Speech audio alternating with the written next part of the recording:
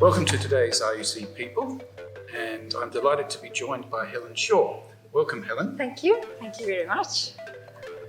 And you're relatively new, I think, to RUC. How long have you been coming along now? Yes, I've been here for 2 years, no, maybe 3 years. I think it feels shorter because of the 22 months we had of nothingness. So I've been coming for a year, not nothingness, I apologize. I was coming for a year and then COVID hit. And so now it's 3 years altogether, yeah. Okay. Well, we'll in due course hear how you found your way to Cape Town and to RUC. But take us back right to the start. Helen, where were you born? Where did you grow up? And tell us a little bit about your childhood. I will do. My childhood was hard, but I'll first start with where I was born. I was born in Durban. My parents were living in Kokstad. My father was a Presbyterian minister, and he was looking after the church in Kokstad. And my mother was a young housewife, and I had 2 older brothers, but just older than me. But my childhood was hard, and I have a poem to read about that, a David White poem. The edge you carry with you. You know so very well the edge of darkness you have always carried with you.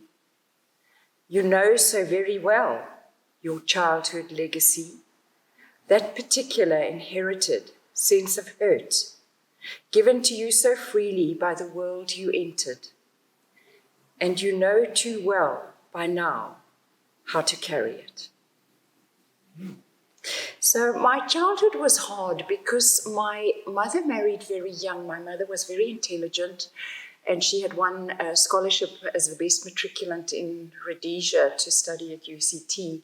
But she'd met my dad, who'd come out to Salisbury as a young Presbyterian minister. And after meeting him at Christmas and then again at July, because she only went home twice, she then decided to marry him and so gave up university after 18 months and never went back halfway through her second year. And I think we as children were always aware that it was an incompatible marriage and it was a hard marriage. And so that was hard for us as children to watch and witness.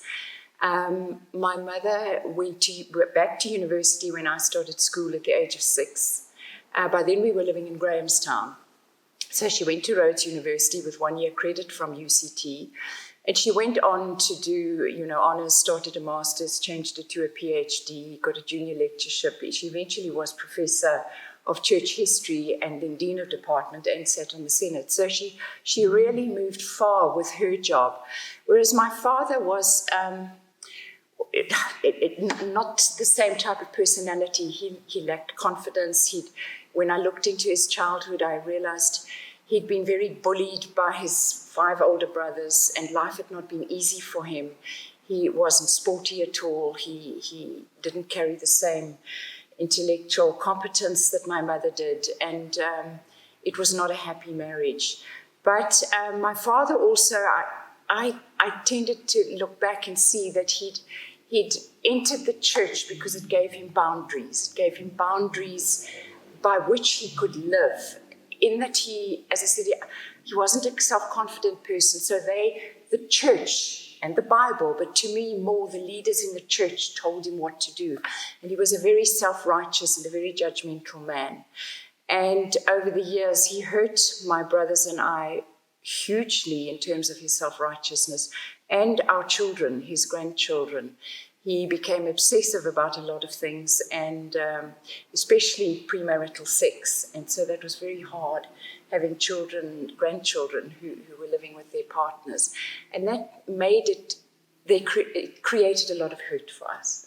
My mother was very much more my mentor. She was the one who was always interested in our lives and took the initiative, and she taught me to cook and to knit and to sew, and she carried garden and to hostess, and so much she taught me. And my big hobby now is patchworking. I do a lot of sewing, and that is credit to her. I was put in front of a sewing machine at the age of 9 and had already done hand sewing before that. And I owe her so much in terms of dressmaking and all sorts of things like that. So she was a huge influence to all of us. I had a brother. One brother was 11 months older than me, Philip, and then Andrew was 2 years older than me. So we were very close in age. And my mother certainly influenced us hugely throughout our lives in a very different way. So you grew up in the Eastern Cape? Grew up in the Eastern Cape. So Cockstad at that stage was part of the Eastern Cape. So yes, I spent my first 2 or 3 years there, I'm not quite sure. And then moved to Grahamstown, grew up in Grahamstown. I had my schooling in Grahamstown. I went to many schools because I had 3 years at Oaklands and 3 years at VG and 3 years at DSG and 3 years at Kingswood because of just changes in the schooling. Kingswood was quite a prestigious private school now. It was is a Methodist school, and my 2 brothers were at Kingswood. So my parents gave me the choice of where did I want to go for the last 3 years of my schooling. Stay at DSG, which was a very good, wonderful Anglican school, or move over to Kingswood for my last 3 years. And they said I had to make the decision because I would carry the consequences of the decision. And that was a very sensible thing for them to have said. And I did have to carry the consequences of that decision. And they were interesting when I look back on our schooling. But what I would say about DSG is it was a wonderful girls' school that was sort of twinned with St. Andrew's College, but still held its own identity. And we had a wonderful chaplain called Vernon Lund. And he influenced me hugely in those 13, 14, age 15 years, and at the time that I was confirmed. Though I wasn't confirmed at school, I was confirmed in my father's Presbyterian church. But we had a huge youth group at school, and the school chapel meant so much to me. And we had these kneelers that everybody's mothers had made with your name down the side of the kneeler. And then DSG turned 100 when I was in Standard 7, and there was this wonderful church service, and the choir had a special anthem that they sang, and I just still get goosebumps when I think about it. The sense of religion that the school brought into me as a child, I've carried with me all my life as a support system. And so my relationship with God has been very important in what have been very hard years as an older teenager and then as an adult. And you've shared with us at RUC before that your career has been in physiotherapy. Yes. So what led you into that? Was that something you were sure of in your school years? I think you also shared with me that you love sport. Yes, and I was a good You weren't athlete. Necessarily the most diligent student. Yes, I did. Yes, I did. I did get. I didn't actually get into physiotherapy on my matric results, so I stayed and did a post-matric year. Actually went back to DSG for that, but let's not go into that. We did 3 subjects through UNISA, and then appreciation of art, appreciation of music, English literature, a few other subjects that were more for just for interest's sake. But I did chemistry, physics, and zoology, and through UNISA, and then on the grounds of that and my determination, I think, to reapply at various places, I was accepted at University of Pretoria. They were hard university years because I went to Pretoria, which was so Stichte Nasionale, verkrampt and all of that. And I remember the day I arrived, my parents just put me on a train, and I was met and taken to the hostel, and wow, I was kind of told, we're taking you to church tonight, you don't have to put a hat on. I don't have a church hat. I didn't have pantyhose.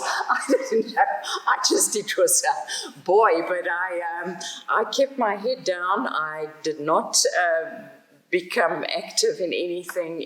I survived my university years, but it was also a very tough course. And if I look back at what I might have had if I'd gone to Rhodes University and done something different and got involved in a whole lot of activism, things. It might have been different, but it was what it was. I wanted to be a physiotherapist. I'd always, since I was 15 or 16, wanted to be a physiotherapist because I was very involved in sport. And I thought, at that stage, when you start physiotherapy, almost everybody wants to be a sports physiotherapy. It's something that I've never been. But I had a wonderful, interesting career, but never been a dedicated sports physiotherapist. But my years as a student were hard, and also I had to work hard because it was a jolly tough course.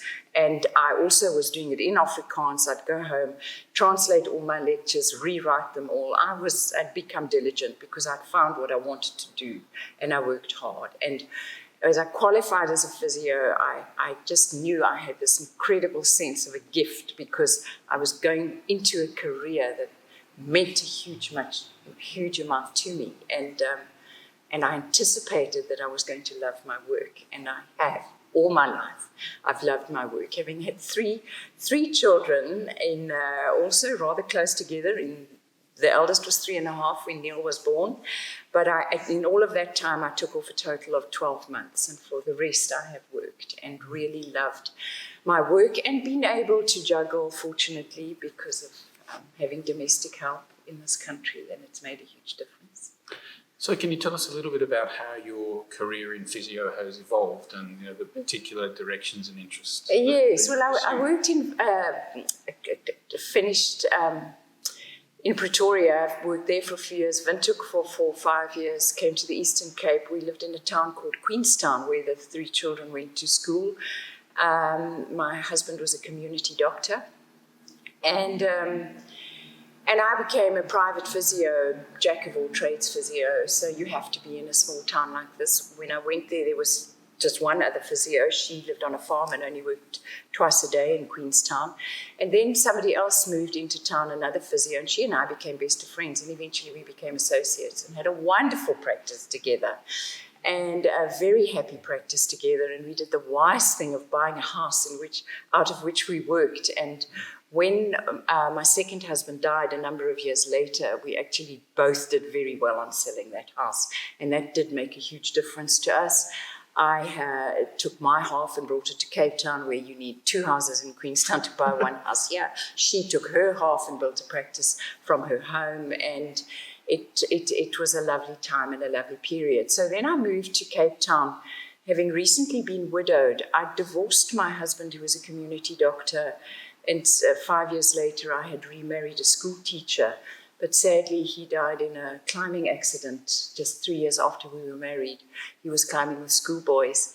And I've lost track of where I was. I was talking about my career. Yes. And I want to come back to the sort of tragedy you endured with your husband. Should I finish my brother, career? Let's stay with just the career. How that's evolved. So then Dave died in March, and the dynamics of the town of Queenstown were changing hugely, and I just made the decision that I didn't want to grow old there.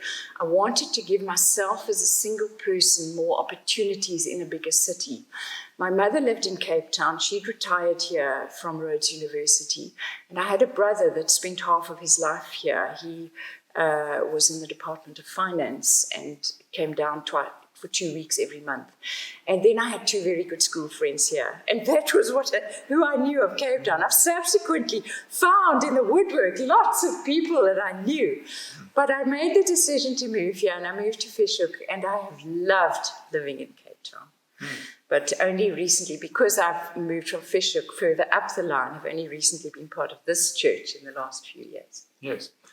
So just back to the career. Okay. Yes, I forgot the career. Yeah. So when I came here, that was where I was going with the career. I was very traumatized because I'd just been widowed, and it was still under a year. And so I worked for somebody for 6 years, and then I was very much better and stronger within myself. And so I started my own practice. And I was a respiratory physiotherapist, and I ran a big practice at one of the big hospitals in the southern suburbs, and employed a number of physios. You can't run a respiratory practice on your own. That's critical care medicine. I like being on the coal face. I tended to work with most of the ventilated patients. I loved being in ICU. I found that a huge challenge, and I was very hardworking, as were my staff. And we built up a practice to a very high standard. But sadly, my back packed up very badly from a hard career, as in when you've done hospital work for 12, at that stage it was for sort of 13 years or so, you kind of, I can't be bothered to wait for the porters. I'm just going to shift this patient on my own, shift the patient from the ICU bed into the chair. And I abused my back, and it packed up very badly, but I ignored it for a year. I swept that under the carpet. I hadn't been to a doctor, didn't want to know anything about it. My colleagues all knew my back was bad. And one day I just couldn't stand. My legs collapsed. And a week later I had emergency surgery. And the orthopedic surgeon said to me, Helen, you have to retire. And I said, no way, I can't. I said, Peter, you know that I'm widowed and I have to put lipstick on in the morning. So he said, find something consultatory. And I went overseas and I trained under Dr. Joanne Milios, an Australian physiotherapist in men's pelvic health. And I've just never looked back. Absolutely love that. That has been a gift in my life. When at the age of 53, my back packed up very badly. And I was able to take this new knowledge forward, and I now have kind of become the guru in this country, and I lecture and train other physiotherapists, and have done some groundbreaking work in sexual rehabilitation for men, post-prostatectomy, where erectile dysfunction is a factor, and I've managed to take that onto a slight foot in the door international platform, and there's still a lot to be done going forward, and that truly has been a gift. Mm. So you're still working hard? No, yes, but no, I'm semi-retired, so I work 15 hours a week. Right. And so it's not. So I do have time off, and I do have a balance to my life. And I sometimes work 5 hours a day, but sometimes only 4, and I work Monday, Wednesday, and Friday. Right. Unless somebody flies in from overseas. We get a lot of patients from overseas because of the top surgeons that I work with, the urologists now. So then I am flexible to accommodate them. Yeah. And you mentioned your mum is now in Cape Town and getting quite old. I imagine you still have quite a close relationship with her, and how's she doing? I love my mum dearly, but she has Alzheimer's, and it's very, very hard. Russell, she still knows who I am, and she still knows my brother, and she still knows my children that she had a lot to do with. But we moved her into a cottage at Constantia Place, and now she's in assisted living. And COVID was just terrible, because they shut the doors of the retirement homes, and at one stage, I couldn't visit her at all for a long time, and then at one stage, I could only visit her through a window.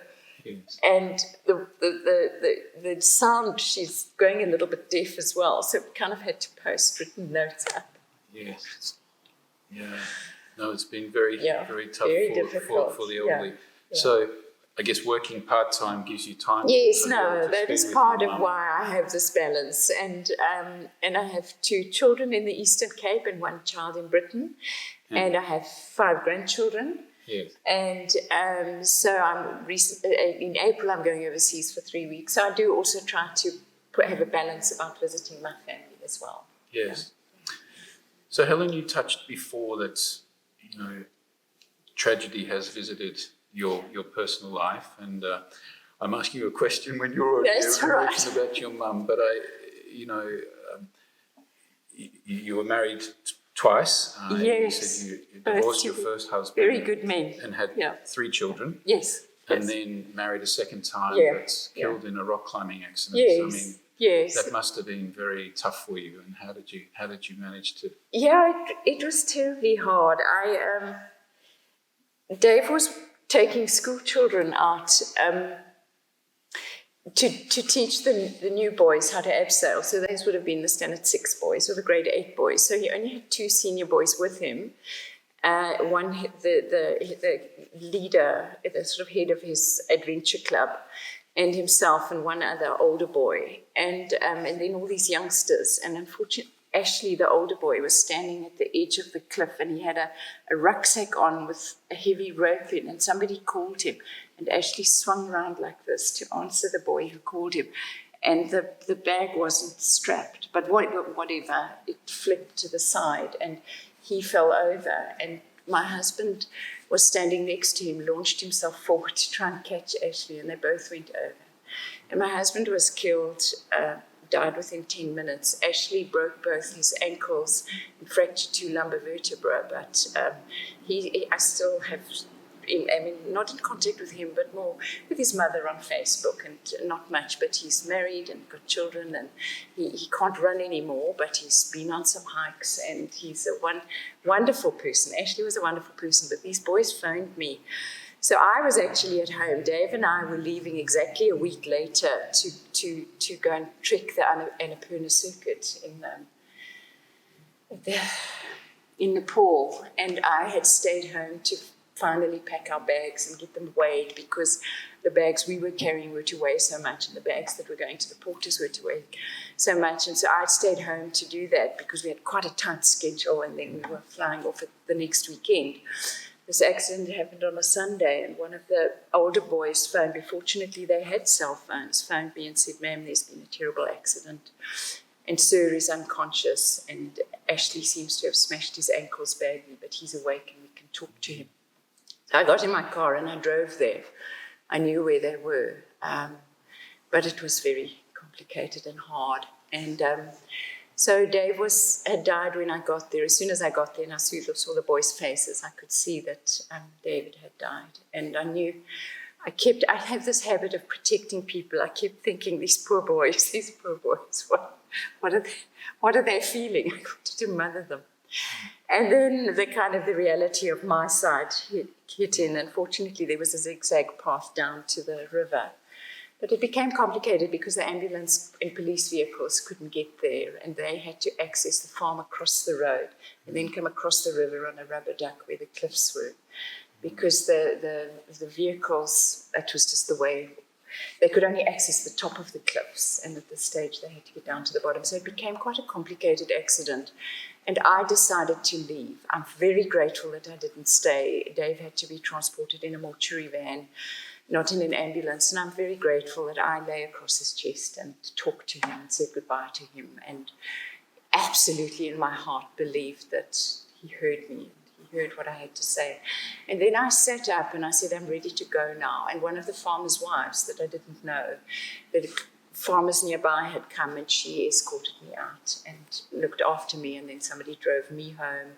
And by that time, Heather, my business partner that I was talking about, was waiting for me at my house. And I was just upheld and loved by this community. So when I decided a number of months later to leave and move to Cape Town, it was a tough decision, because I knew I was leaving a support group that I'd known for 20 years and that knew my story. And by coming to Cape Town, I would come to a place where people didn't know my story. And that in itself carried a loneliness, which was hard. And then, but I've always been a very proud person, Russell, and kind of competent as well. I can do this. I've run a business.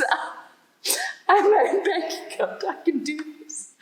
And then my brother died 18 months later in a car accident, and Philip and I were like this. He was 11 months older than me, and then I fell apart. It's okay. And then one of the best things about being in Cape Town has actually been moving to this church. I was a member of Holy Trinity Cork Bay, the Anglican church, for many years, and I loved moving there. But when I started the ICU practice, I knew I could get called out at night, maybe only 2 or 3 times a week, but a month. But it did used to happen, and I would often work till 7 o'clock at night in the early stages. And we often did. We worked very hard. And I didn't want to be in Fishhook. It was just too far to go over Kaapseweg at night. So I moved, as it were, up the line. And I needed to find a new church. And Carol Craig was a member of this church. She and I had been at school together. She'd been in Philip's class. And we'd all been close. We'd all been childhood friends in Grahamstown. And our parents had been colleagues. Her father was a Methodist minister. And And Carol seemed to be at such a happy church. And often I would say to Carol, come and have lunch with me, because I love entertaining and love having luncheons.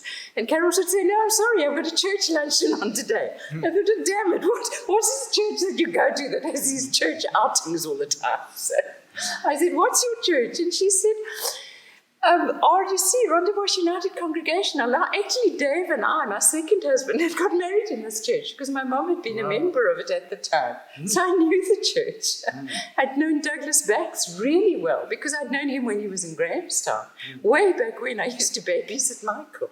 So there were so many connections. And then I started coming here, and I've just never looked back. I love it.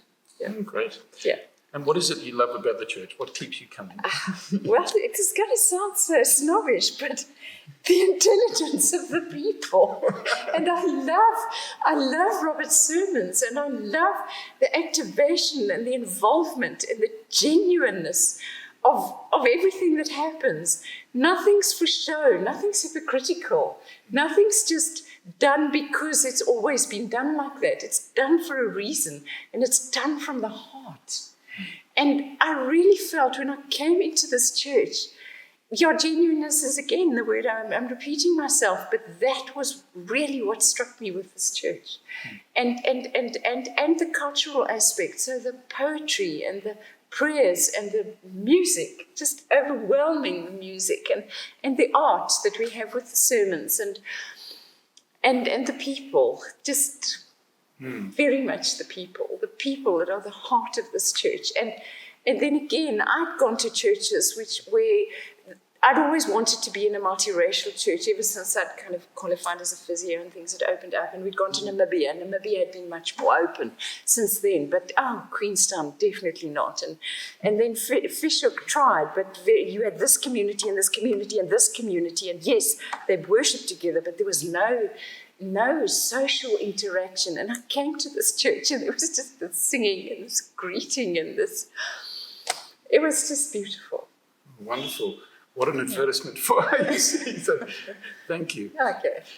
And you mentioned that faith has been a very important part of your life, and you've endured some serious tragedy, had to navigate life in a whole new city without a support structure. Yeah. Was faith, an important part of sustaining you through all of that?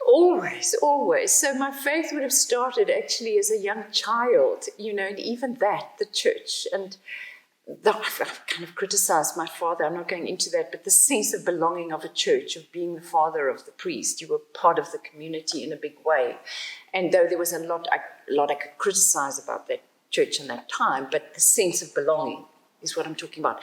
And so to me, that was all very important. And then when I was a student in Pretoria, no sense of belonging. And then in Windhoek, in Namibia, we actually went to a Catholic church.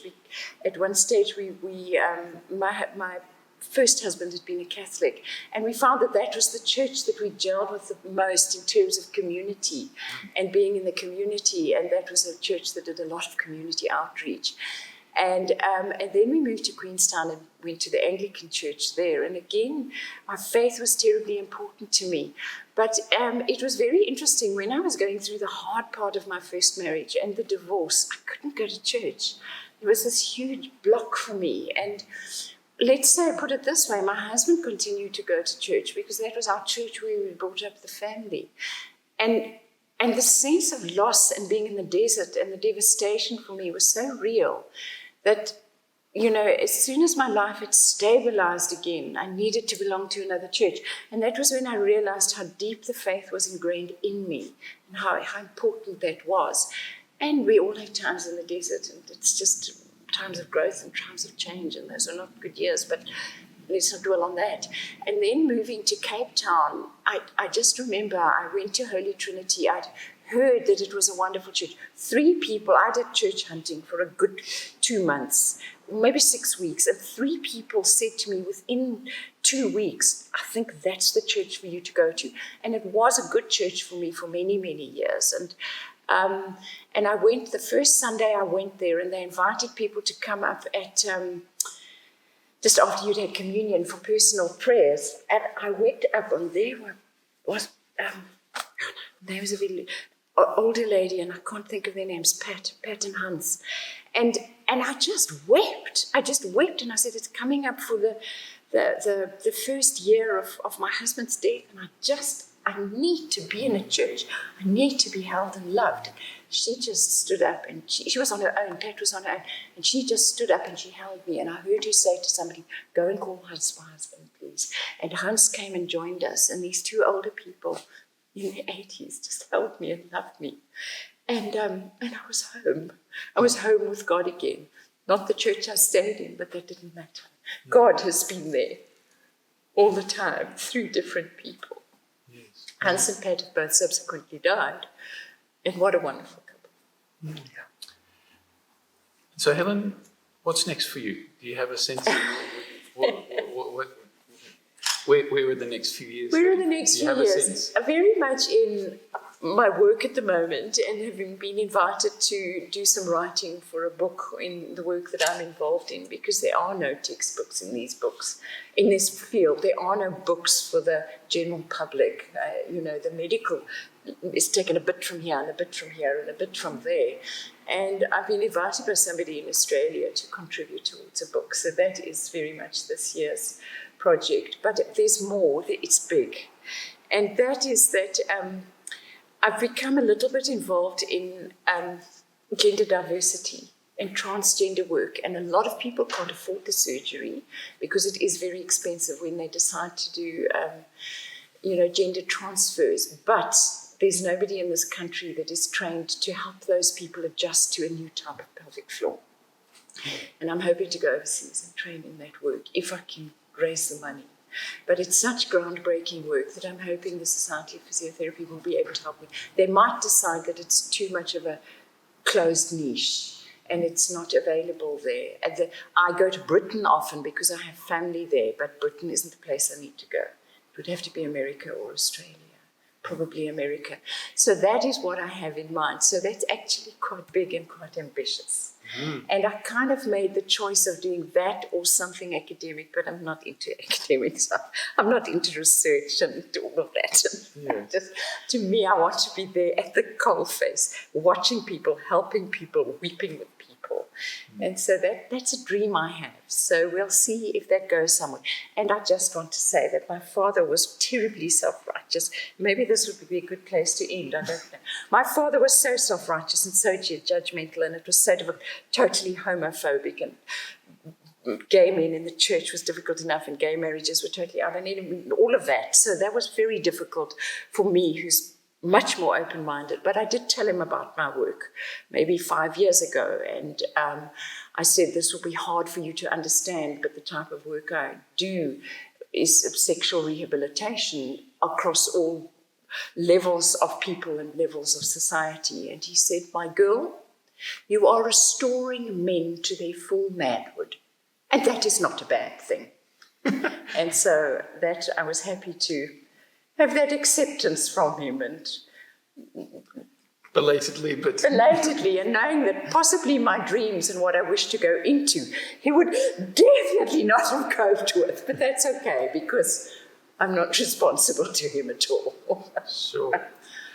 Well, Helen, it's been fascinating. Thank you so much for sharing so openly about your very interesting and varied journey. And I hope that some of your dreams at least come to fruition and you're able to pursue those passions. Thank you, Russell. And thank you so much for being a part of this community. I understand you're hosting about 20 people tomorrow for lunch. I am indeed, and quite a number of those people I don't know, and I'm very much looking forward to getting to know them better. I asked Robert if he had names of anybody that I could contact that he thought maybe not have been issued with an invitation, people that I didn't know, so I'm very much looking forward to that. Yeah. And then half the people I do know well, so it's a bit of everything. Should be a nice mix. It should be a nice mix indeed, yeah. Thanks, Russell. Wonderful. Thanks very much. Thank you so much. Take care.